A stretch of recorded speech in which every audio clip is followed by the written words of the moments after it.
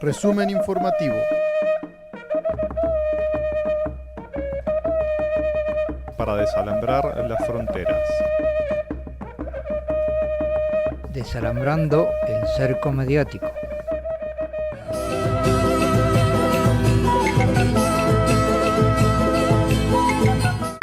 Nicaragua.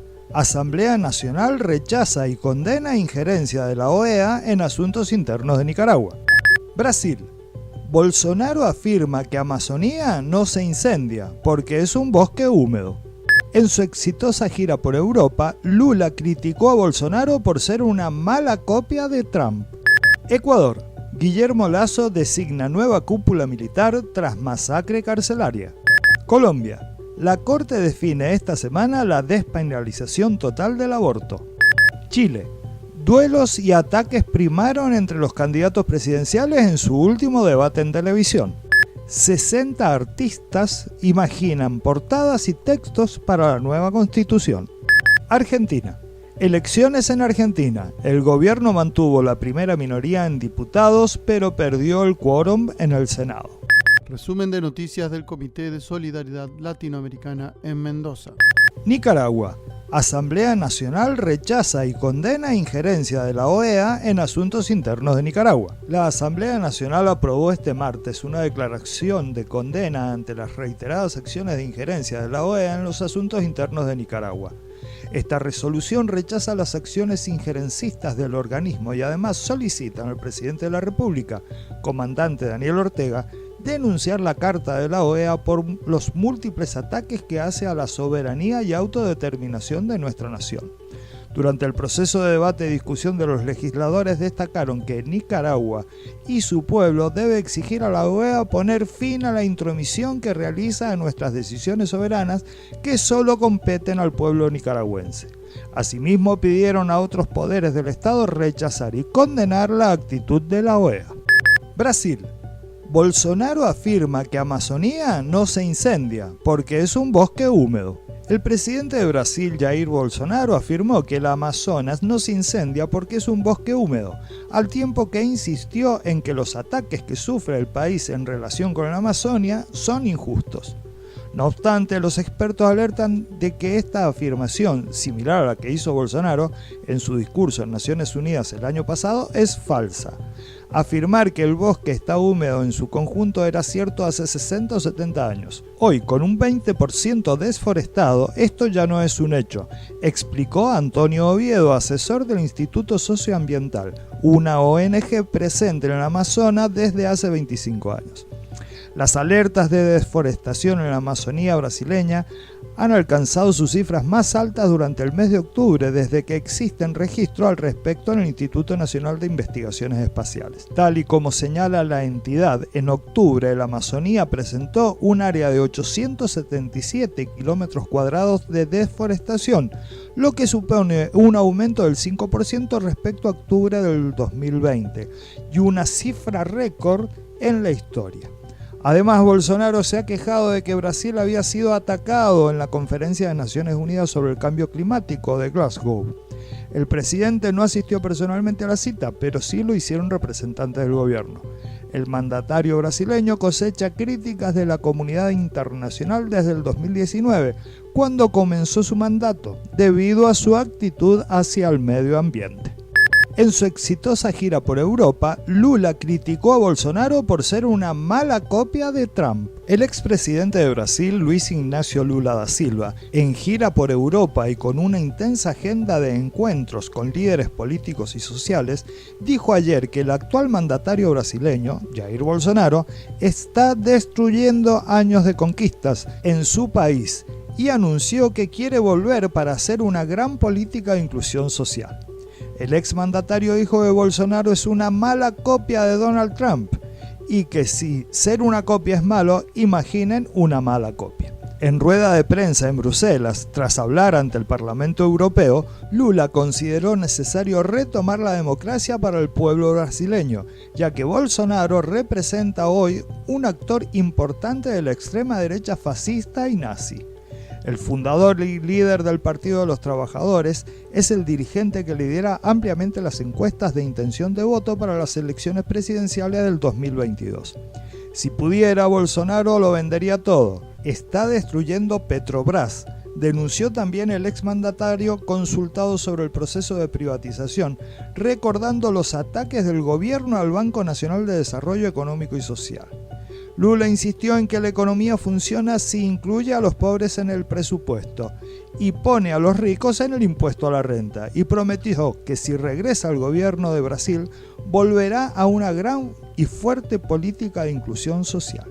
El domingo, Lula se reunió con el Premio Nobel de Economía del 2001, Joseph Stiglitz, con quien charló sobre la superación del neoliberalismo y la urgencia de construir un futuro que tenga en cuenta el bienestar de las personas. El expresidente también se reunió con Martin Schulz, quien presidió el Parlamento Europeo y también es miembro del Partido Socialdemócrata de Alemania. Además de Bélgica, Lula también va a Francia y España, donde tendrá compromisos y mantendrá diálogos sobre el escenario mundial y Latinoamérica en la actualidad. Ecuador.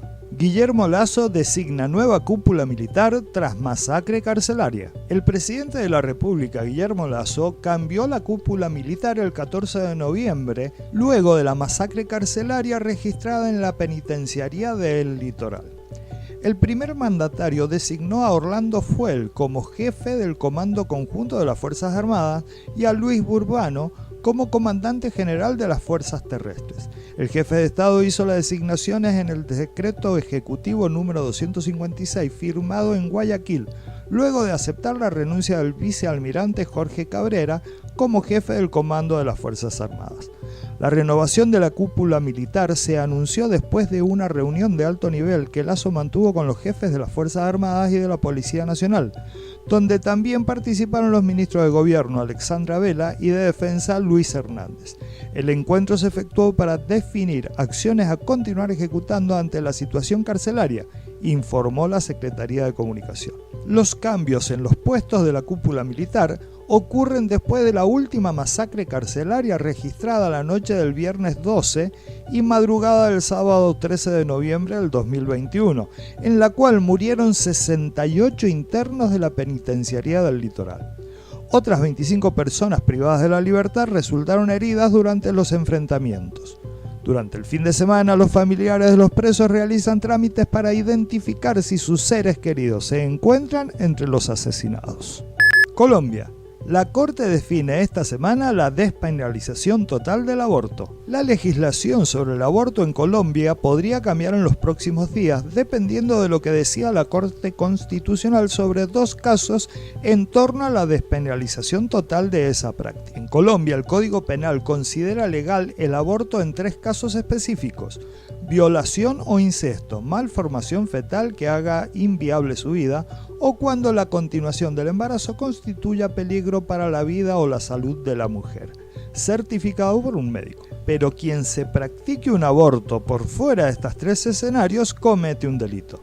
La interrupción voluntaria del embarazo por las tres causales descriptas en la sentencia C-355 del 2006 es un derecho fundamental de las mujeres que debe ser garantizado por el sistema de seguridad social en salud. Esta además pertenece a la esfera íntima o privada, la cual obliga a proteger la confidencialidad de las mujeres que lo soliciten y a no ser sometidas a una revictimización, discriminación, culpa o estigma, dice el Ministerio de Salud de Colombia. Se espera que esta semana, antes del viernes 19, la Corte Constitucional concluya con un fallo el debate sobre las dos demandas que piden que se despenalice la práctica y ponen en primer plano el derecho al aborto. Chile. Duelos y ataques primaron entre los candidatos presidenciales en su último debate en televisión. Mientras el Congreso debate si destituye a Piñera por los Pandora Papers, Chile se prepara para las elecciones presidenciales del 21 de noviembre. Los sondeos dan como favoritos al candidato de izquierda Gabriel Boric y al de ultraderecha José Antonio Kast. Además se elegirán senadores, diputados y consejeros regionales. En caso de que ningún candidato supere el 50%, habrá balotaje el 19 de diciembre. A 6 días de las elecciones presidenciales, el último debate de televisión realizado este lunes 15 de noviembre tuvo abundancia de emplazamientos y cuestionamientos entre los candidatos, incluso con la subida de tono en algunas intervenciones, en un espacio que duró 2 horas y 40 minutos. Ejemplos de lo anterior fueron ataques desde casi todo flanco posible, sobre todo a José Antonio Kast, tras la comparación de la última elección en Nicaragua con la elección presidencial en Chile que ganó Patricio Aylwin. Aclaraciones de una acusación surgida desde el Frente Amplio en contra de Gabriel Boric sobre un supuesto acoso a una colaboradora y el voto favorable para la construcción de una termoeléctrica en la región de Atacama hace unas décadas por parte de Jasna Proboste. También hubo verdaderos duelos entre los candidatos con interpelaciones directas y concretas. Lejos, el más aludido fue Kast, seguido por Boric. En tanto, Eduardo Artés casi no fue confrontado y, como en otros debates, el único ausente fue Franco Parisi, quien está contagiado con COVID-19 y realiza una cuarentena en Estados Unidos. 60 artistas imaginan portadas y textos para la nueva Constitución. Poéticas Constitucionales de los Pueblos de Chile nace de la creación poética y visual de 60 artistas unidos bajo el deseo de una sociedad más afectiva y más justa.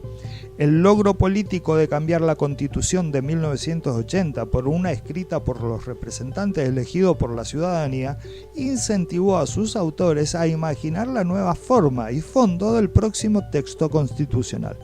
El material principal de esta publicación consiste en las sugerencias de primeras palabras y de portadas en blanco para la nueva Constitución que hicieron llegar decenas de poetas y artistas visuales. Así comparten la idea de que la vida social y las instituciones están construidas bajo el alero de lo abstracto en la literatura, las imágenes y la pintura. Argentina.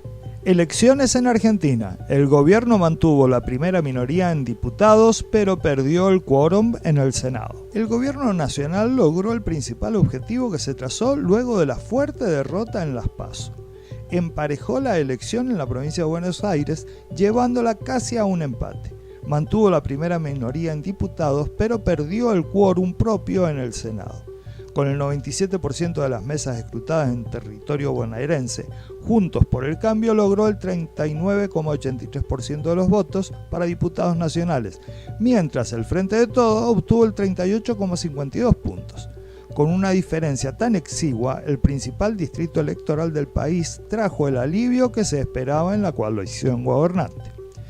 Quien obtuvo una mejoría más clara fue la fuerza de la extrema derecha liderada por Javier Milei, que sacó 17 puntos, 3 más de lo que había logrado en las primarias. El FIT de Unidad también aumentó, aunque menos, alcanzó el 7,75%, 1,5 puntos más que en septiembre. De esta manera, Miriam Bregman logrará ingresar a la Cámara Baja, pero gracias a una buena performance en otras provincias, la izquierda clasista logró afirmarse como tercera fuerza en nivel nacional. Tanto la derecha libertaria como el FIT de Unidad contarán en el Congreso con bancadas propias de entre 4 y 5 diputados.